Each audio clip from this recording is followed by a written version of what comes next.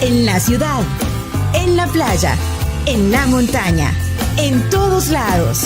105.3.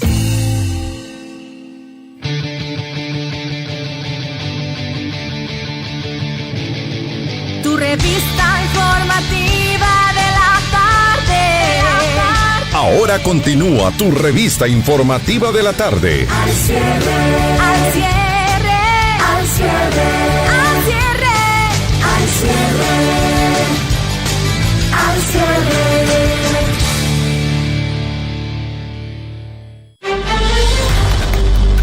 Puntos de vista, preguntas directas a los protagonistas sobre lo que tú quieres saber. A continuación, el conversatorio.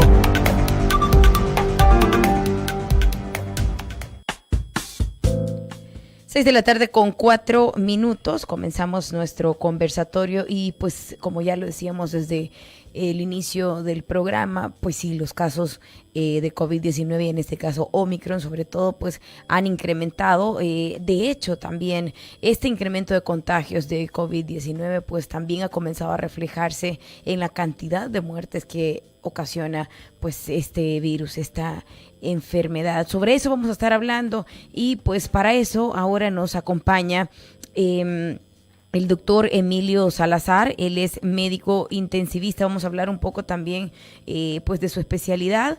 Tiene un doctorado en medicina en la Universidad de El Salvador, subespecialización en cuidados intensivos, especialización en cirugía general en Hospital Nacional Rosales.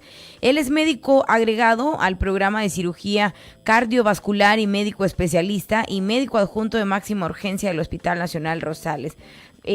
También es médico intensivista y cirujano del Hospital General del Seguro Social, médico intensivista del Hospital Nacional de la Mujer, doctora María Isabel Rodríguez. Bueno, doctor, bienvenido.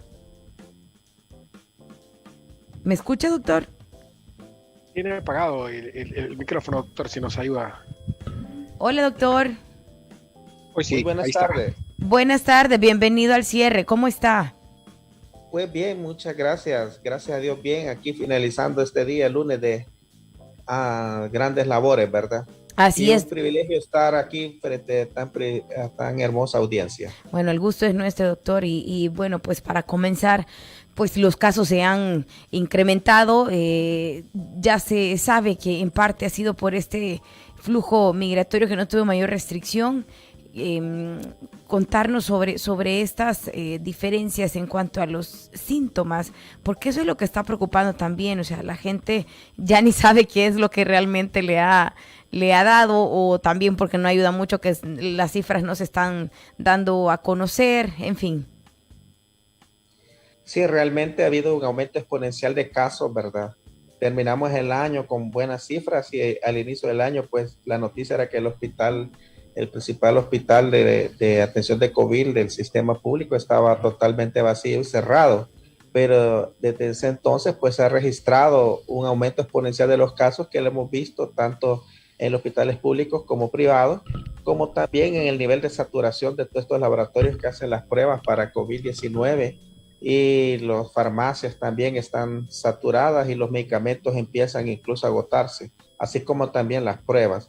Definitivamente, incluso con las cifras oficiales que tenemos del Ministerio de Salud, hemos llegado a cifras históricas en esta pandemia de hasta 600 casos o más por día de contagiados, demostrados con pruebas para COVID-19 de PCR. De PCR, estas pruebas las está realizando el ministerio o cómo, porque no toda la gente tiene acceso a pagar $100 por una PCR.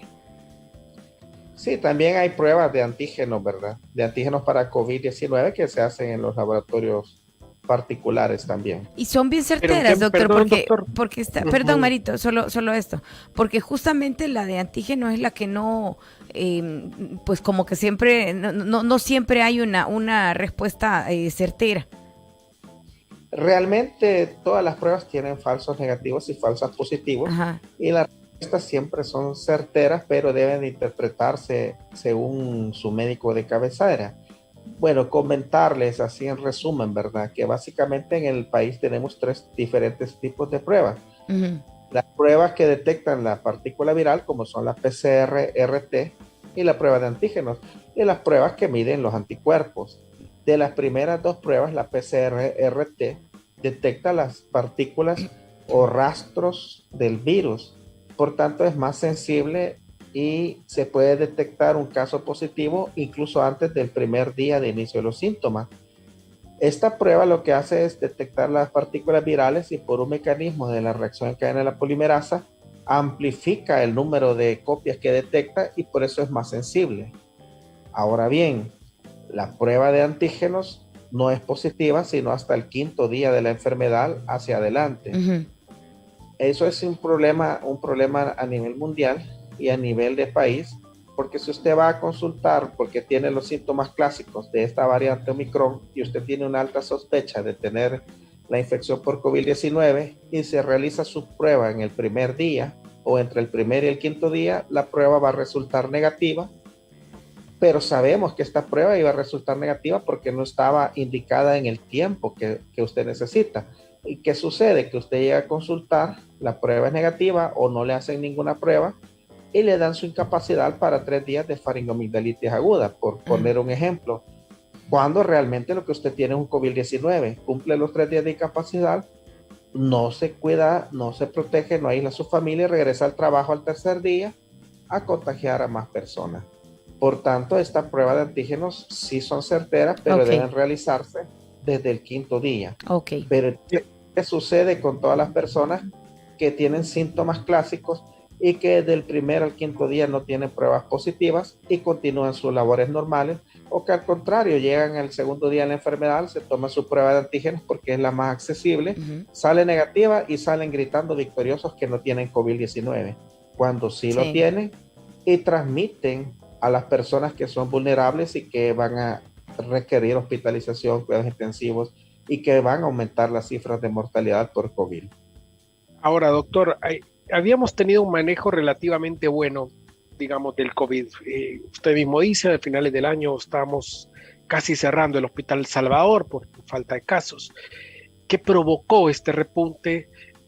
Vimos al ministro de Salud diciendo en primera instancia que no había comprobación de la variante Omicron, luego el siguiente día decía que sí se había comprobado el tema de la variante Omicron. ¿Qué determinó esta explosión de casos, por llamarlo de alguna manera? Sí, hay muchos factores que tienen que ver con este aumento de casos, pero referirme a que en la segunda semana de noviembre en Sudáfrica se detectó el primer caso de la variable Omicron y que esta, a diferencia de las predecesoras, tiene una alta capacidad de transmitirse y de contagiar al mundo entero. De hecho, si recordamos, la cepa de Wuhan tardó incluso alrededor de 2-3 meses en que tuviéramos el primer caso acá en el país. Y esta cepa, en menos de 6 semanas, ya había presencia de la cepa Omicron en 150 países en el mundo. Ahora bien, era esperado que viniera esta cepa al país, porque era lo que se había ya predicho por la Organización Mundial de la Salud, quienes hablaban incluso a principios de enero que en 6 semanas el 50% de la población de Europa iba a padecer esta enfermedad por la variable Omicron. Lo que sucede es que en la terminología médica, para yo poder decir tengo la capacidad de confirmar que tengo Omicron en el país, necesito la prueba de secuenciación del genoma para distinguir si mi paciente que tiene una prueba positiva de COVID-19 realmente tiene esa variante. A la fecha no está disponible esa prueba en el país, porque obviamente son pruebas costosas, carísimas y no están accesibles a todos los países del mundo. Entonces allí hacer un comentario de que cuando los médicos decimos tenemos una sospecha clínica es porque yo he visto muchos pacientes que tienen fiebre, dolor de garganta, dolor de huesos, osteomialgias y no han perdido el olfato ni el gusto. Entonces corresponde al cuadro clínico de la variante Omicron. Y me atrevo a decirle como médico, usted tiene COVID-19 y con una alta sospecha de ser la variante Omicron. Y se le da manejo como tal.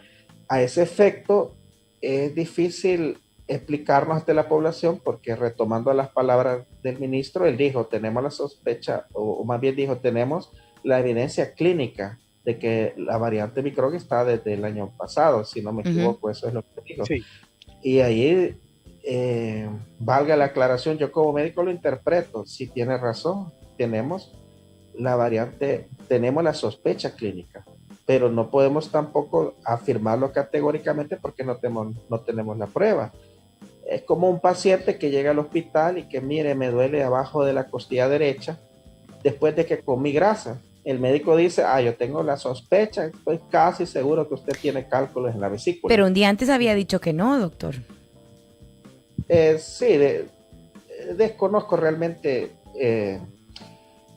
lo que él había dicho en relación al tema, pero cuando yo escuché que dijo que tenía la sospecha clínica la tenemos. Y según tengo entendido, no tenemos la evidencia científica porque no tenemos las pruebas. Lo que sí es cierto es que ya teníamos la sospecha clínica desde principios de enero de que la variante Omicron ya estaba en el país.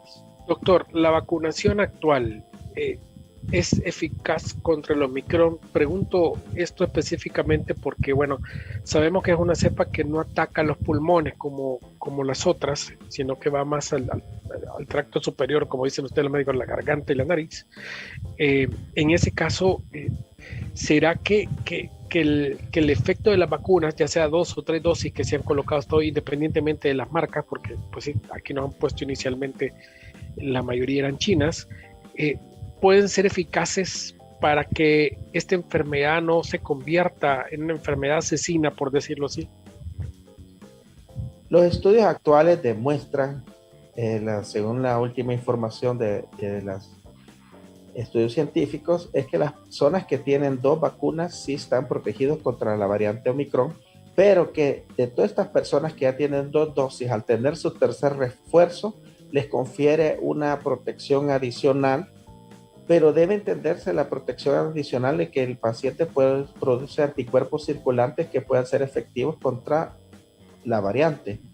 No descarta que no vaya a padecer la enfermedad, sino que su respuesta inmunológica pues va a ser mejor si cumple la tercera dosis. Uh-huh. Por supuesto, habrá en el futuro que hacer modificaciones en la vacuna para dar una cobertura del 100% contra esta variante. Los estudios aún están en curso para demostrar la eficacia de la vacuna. Uh-huh. Hoy por hoy, lo que sabemos es de que los pacientes que tienen una tercera dosis tienen una protección adicional contra esta variante. Mire, doctor, ¿y cómo hacerle creer a la población pues que está aún escéptica? Porque hay una buena parte que aún no se ha vacunado y dicen que no creen. En la vacuna, pues, refiriéndome a la vacuna. Es difícil este tema porque hay tantos mitos, incluso muchos colegas que son de este movimiento antivacuna. Pero la evidencia científica demuestra que Omicron en un 80% el manejo va a ser en casa y solo el 20% va a ser hospitalario.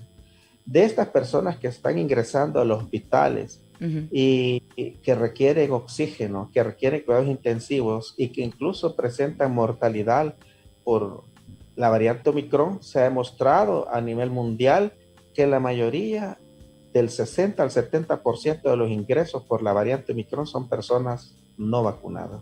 Ok. Tenemos un comentario, una pregunta de uno de nuestros oyentes y dice, si he estado en contacto con alguien que dio positivo, ¿puedo hacerme la prueba sin tener síntomas?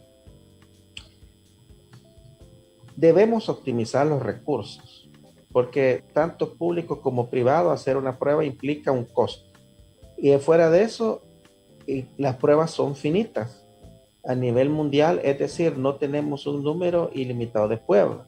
Si usted tuvo contacto y no tiene síntomas, no es del todo recomendable que se haga la prueba. Uh-huh. Yo reservaría las pruebas a las personas que tienen síntomas porque son las que necesitan definir si necesitan un tratamiento. Ok. El 15% de los pacientes que tienen COVID-19 son asintomáticos. El papel del paciente asintomático es importante porque puede andar transmitiendo la enfermedad.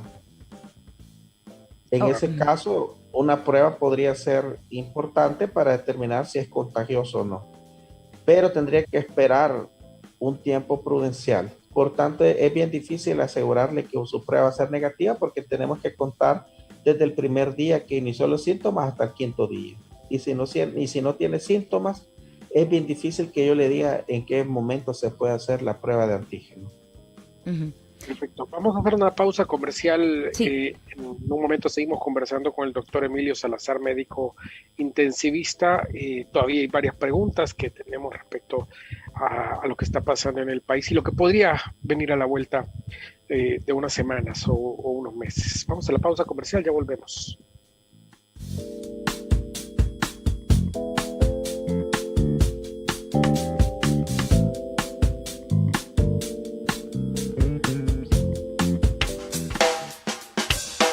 En un momento regresa tu revista informativa de la tarde. Al cierre. Punto 105. Punto 105. La radio del joven adulto. Ha llegado el día que tanto estábamos esperando. Al fin vamos a poder correr en recreo. Vamos a comprar cuadernos. Vamos a conocer a los nuevos. ¿Cómo vamos a regresar? ¡Con todo! ¿Cómo vamos a regresar? ¡Con todo! En ADOC encuentras los mejores estilos escolares para este tan esperado regreso a clases. Regresa con todo. ADOC. Multicinema crece. Apopa es ahora territorio Multicinema. Plaza Mundo Apopa viene a unirse a Multicinema Reforma y Multicinema Plaza Mundo Soyapango. En este nuevo complejo encontrarás proyección láser, cómodas butacas, sonido digital, un complejo moderno y una variedad de productos en dulcería. ¡Te esperamos! Encuentra la cartelera para nuestros 3 complejos en www.multicinema.com.sb o en nuestras redes sociales. Multicinema, en cines, tu mejor opción.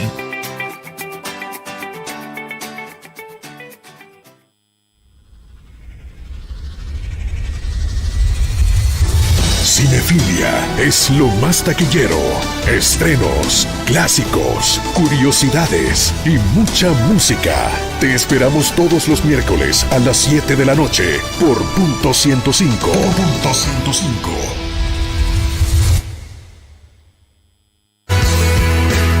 Estás escuchando lo mejor de los 90s, 2000 y lo mejor de hoy. Punto 105. Punto 105. En la radio del joven adulto. Ahora continuamos con más contenido interesante para ti en Al cierre. 6 de la tarde con 21 minutos. Continuamos conversando con el doctor Emilio Salazar, médico intensivista.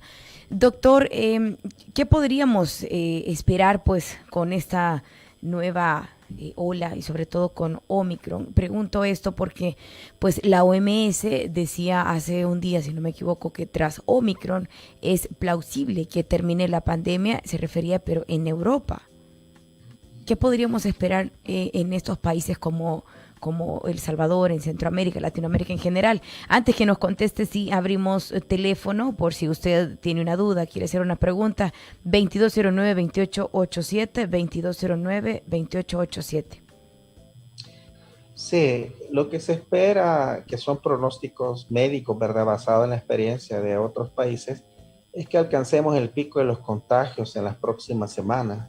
Como bien lo estableció una publicación del Colegio Médico, es probable que alcancemos el pico, que ya estemos en el pico de los contagios y en unas 2 o 3 semanas más o ahí por la segunda quincena de febrero los casos empiecen a descender. Esto es a medida que la población, pues lamentablemente adquiera la enfermedad, van a ir disminuyendo los casos. Ahora bien, el fin de la pandemia como tal, debemos recordar lo que es una pandemia. Una pandemia es cuando una enfermedad se encuentra presente en todos los continentes, en todos los países del mundo y que produce pues una situación caótica en cuanto a los servicios de salud. Entonces, el fin de la pandemia no significa que el COVID-19 va a terminar, sino que de pandemia pasa a una endemia. Una endemia es cuando hay regiones del mundo en donde desaparece la enfermedad y que solo afecta a ciertas regiones o ciertos países en momentos del tiempo, estacionales, como la influenza, ¿verdad? Que todos sabemos que por cierta época del año tenemos que tomar nuestra vacuna para protegernos de la influenza. Entonces, al pasar de pandemia a endemia, la enfermedad pues es más controlable por el ser humano. Y entonces, al referirse que esperamos el fin de la pandemia, se refiere a eso, a que la enfermedad deja de ser como es ahorita, pues lamentablemente tendremos que vivir con ella por mucho tiempo. No se habla exactamente de una erradicación ni de una relajación de las medidas de protección, ¿verdad? Y la vacunación pues continúa siendo hoy por hoy la principal arma que tenemos para finalizar la pandemia.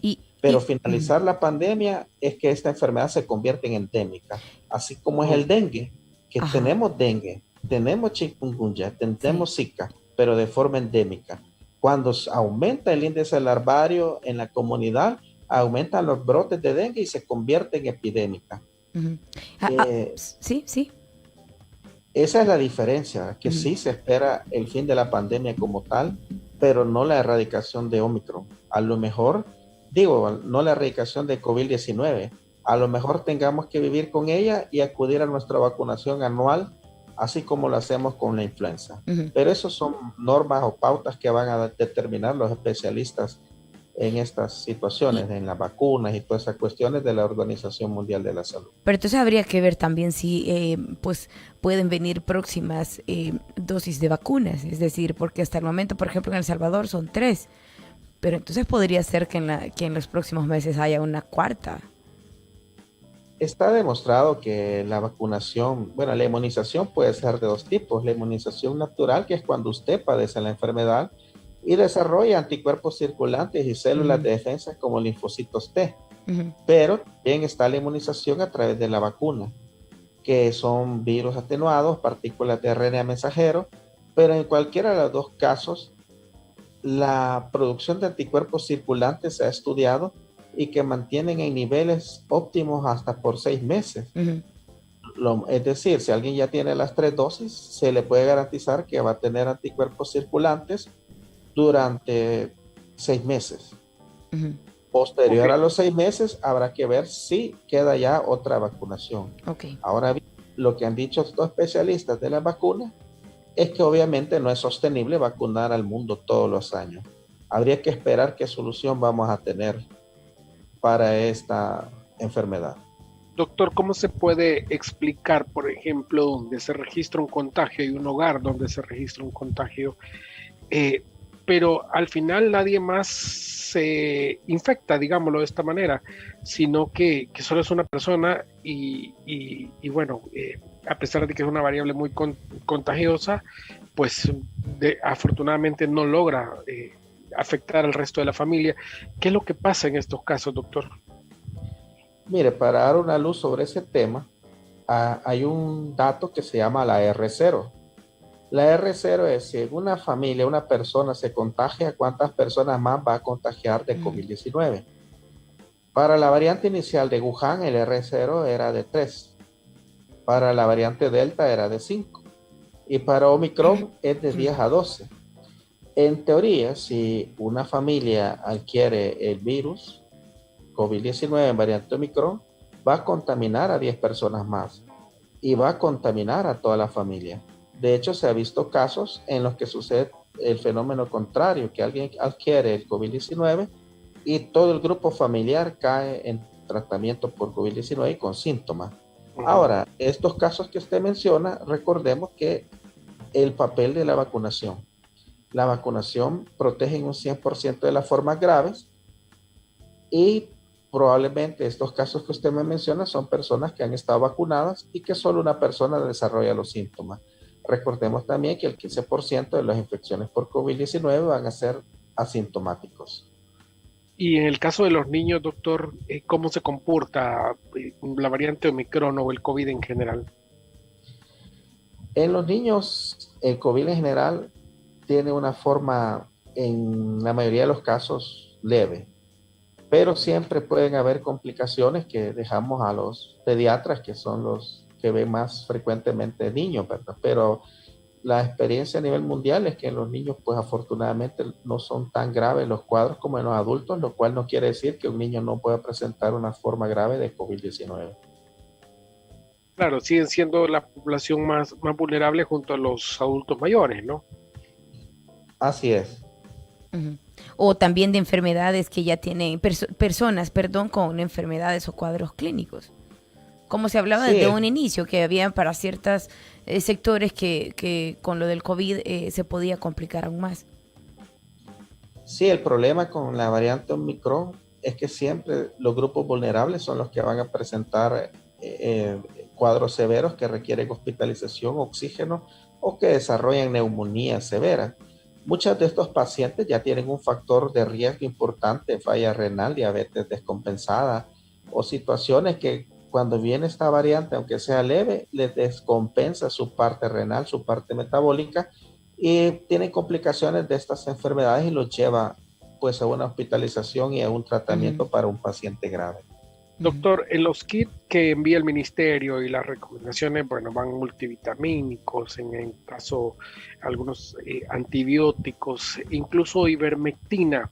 ¿La ivermectina sigue siendo un medicamento para tratar COVID? La ivermectina es un tema controversial porque en Estados Unidos la FDA no la aprobó porque los estudios científicos no lograron demostrar su eficacia. Sin embargo, en Latinoamérica ha sido ampliamente utilizada y como médicos especialistas hemos visto que tiene un papel importante en el tratamiento de COVID-19. Ujú. Ahora bien, en estas variantes que estamos en el problema actual del país, que son formas leves, tanto como anteriormente, si un caso de COVID-19 tenía una forma leve, muchas veces menos es más. Si la población tiene un cuadro de COVID-19 en estos días y sus síntomas son leves, recomiendo manejo de los síntomas. Es decir, no quiere decir que al manejar los síntomas se va a curar, sino que si es una forma leve, va a desarrollar los síntomas y la enfermedad, la evolución natural, le va a permitir recuperarse. Y por supuesto, no va a estar con fiebre todos los días que esté con el COVID-19, no va a estar con dolores osteomusculares, ¿verdad? Ni dolor de garganta. Entonces, el tratamiento en sí no es para curar el COVID-19, sino para aliviar los síntomas. Ahora, si el paciente identifica una forma grave, ahí la situación cambia.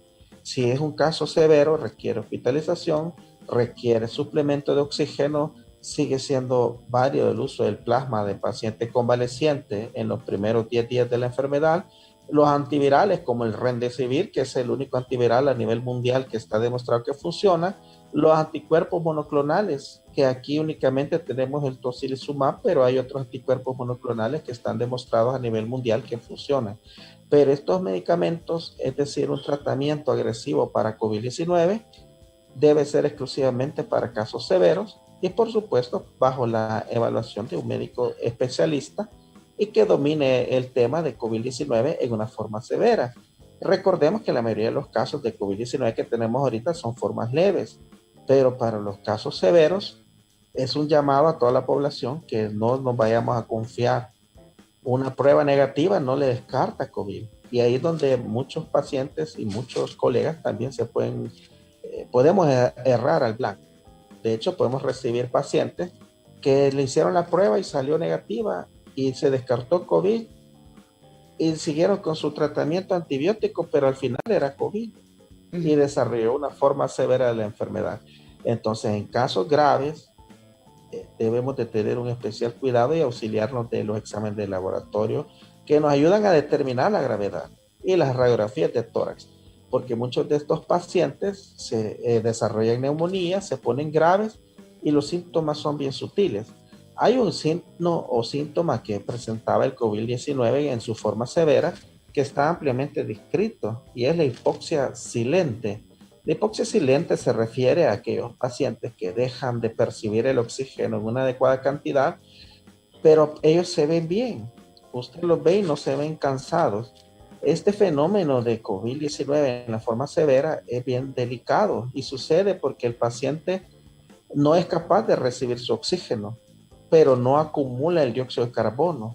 En todas las otras neumonías que presentan insuficiencia respiratoria, el paciente baja su saturación y el paciente se ve mal. muchas veces en COVID-19 baja la saturación, pero el paciente continúa viéndose bien porque logra eliminar el CO2. Por eso es recomendable tener, que yo sé que no es accesible para toda la población, al menos un oxímetro de pulso. Y si se coloca el aparatito en el dedo y su saturación es por debajo del 95%, es una alarma de que puede estar ante un signo de gravedad y que requiere atención hospitalaria y con un médico especialista entrenado en el tratamiento de una forma severa de la enfermedad. Está demostrado hoy por hoy que el inicio temprano de un tratamiento agresivo en aquellos casos que logramos determinar que van a cursar con gravedad puede salvar vidas. Y al revés, que el inicio tardío de un tratamiento, aún en el mejor centro del mundo, se asocia con una alta mortalidad. Ok. Doctor, solo una última pregunta. Aquellos que ya padecimos, por ejemplo, Omicron, y digo padecimos porque yo estoy finalizando ese proceso, ¿crea una inmunidad a un nuevo contagio? Sí, crea una memoria inmunológica. Nuestro cuerpo, cuando entra algo extraño, lo identifica. Y hay una memoria inmunológica que es la que va a producir nuestra respuesta a la defensa, que se divide en dos cosas: los anticuerpos circulantes efectivos y nuestras células de defensa, principalmente los linfocitos T. Lo que sucede es que en la medida que pasa el tiempo, disminuyen los anticuerpos circulantes. Y se han hecho estudios actualmente que hablan de que a 6 meses después de que usted tenga una infección o que esté vacunado, este título de anticuerpos es demasiado bajo como para protegerle de una enfermedad. Todavía hay mucho camino que recorrer para determinar cada cuánto va a ser necesario una vacunación contra COVID-19. Todavía hay muchas preguntas. ¿Será sostenible para un país como El Salvador mantener un ritmo de vacunación de todas las personas todos los años? Pero se están haciendo muchos esfuerzos en la comunidad científica para lograr una respuesta favorable para todos. Ok. Bueno, lastimosamente el tiempo se nos ha terminado, doctor, pero muchísimas gracias pues por aclarar tantas dudas, responder preguntas, y yo sé que pues la gente aún a estas alturas todavía tenemos bastantes preguntas alrededor de esta pandemia que de verdad que se ha alargado muchísimo. Gracias. Muchísimas gracias, doctor. Ha sido un gusto, y solo para finalizar, recomendar que sigamos practicando lo que de verdad funciona. Okay. La vacunación masiva en sus 3 dosis al momento, la distancia social de 1,5 metros a 2 metros, el lavado de manos con agua y jabón y el uso de nuestra mascarilla.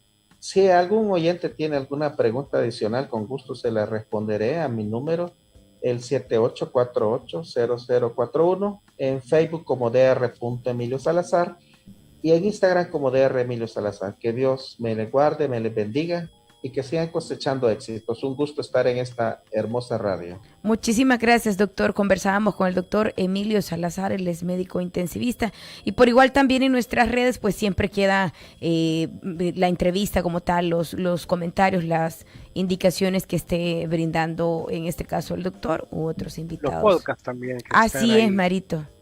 Así es, Marito, los podcasts también. Bueno, ¿qué te parece si hacemos una pausa? Vamos más, la pausa y ya volvemos.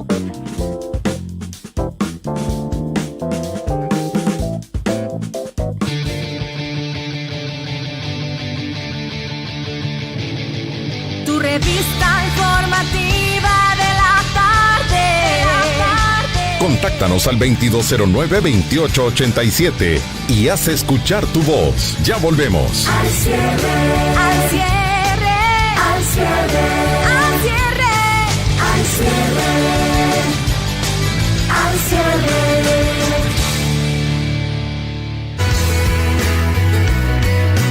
Por la mañana, por la tarde, por la noche. Punto 105.